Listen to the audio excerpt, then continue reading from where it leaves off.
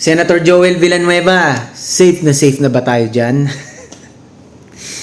Ano ba, Senator Joel Villanueva, yung mga pinaggagawa mo, yung mga desisyon mong yan? Hindi pa rin mag-sink in hanggang ngayon sa utak ko. Yung mga ginawa mo recently, lalo na yung ginawa mong paglilipat bakod doon sa kabila. At hanggang ngayon, tuwing i-open ko yung social media ko, hindi ko maiwasang makita yung mga post ng mga kapwa kong Kristiyano na ini-express nila yung pagkadismaya nila. Lalo na yung mga taga dun sa JIL Church, sa simbahan nyo. Nakikita ko na sinasabi ng iba yan, umalis na sila, tumiwalag na. Masisisi ba naman natin yung mga yan, Senator Joel? Kung karapatan nilang i-express ang kanilang pagkadismaya sa pag-alis, pagtalikod sa ganyang klase ng simbahan, di ba? Pwede ba nating masabing wala sila sa tamang katwiran? Yun ang tanong ko, Senator Joel. Samantalang nagulat kami lahat sa mga naging desisyon mo. In-expect namin na maninindigan ka eh. Dahil ano ba yung mga pinapangaral mo galing sa Biblia di ba? Ano yung mga sinasabi nyo dyan sa simbahan nyo? Tulad ng ibang Christian churches dyan. Di ba? Na huwag matakot pag ikaw ay nasa tama. At kapag ikaw ay na kay Kristo, kahit sino pang makalaban mo, walang makakagiba sa'yo. Dahil poproteksyonan ka ng Panginoon. So, Senator Joel, hindi pa rin mag-sink in talaga sa akin. Ang fresh pa ng pangyayari. Ang masama pa dito yung mga kapatid nating mga Kristiyano at yung mga non-believers din. Meron na namang ibabas sa mga Kristiyanong tulad ko, natin. Lalo na yung mga atheist kung tatawagin.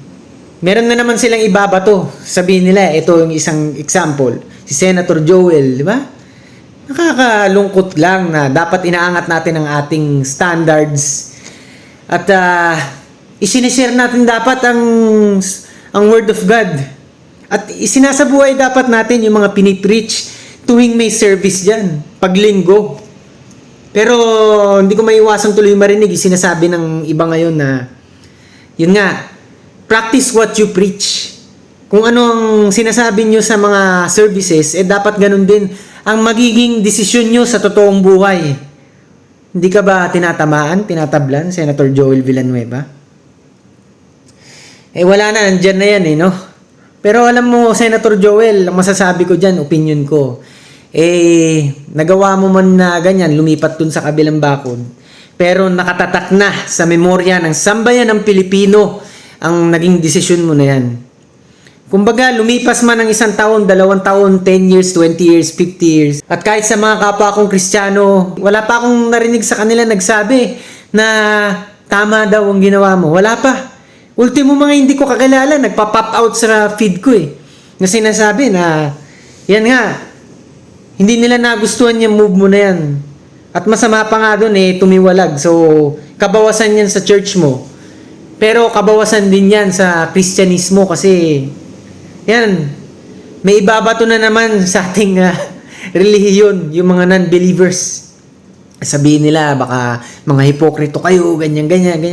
Masakit lang nun, di ba? Kasi dapat nga pinapaniwalaan nila tayo at marami pa tayong nahihikayat na sumama sa relihiyon natin.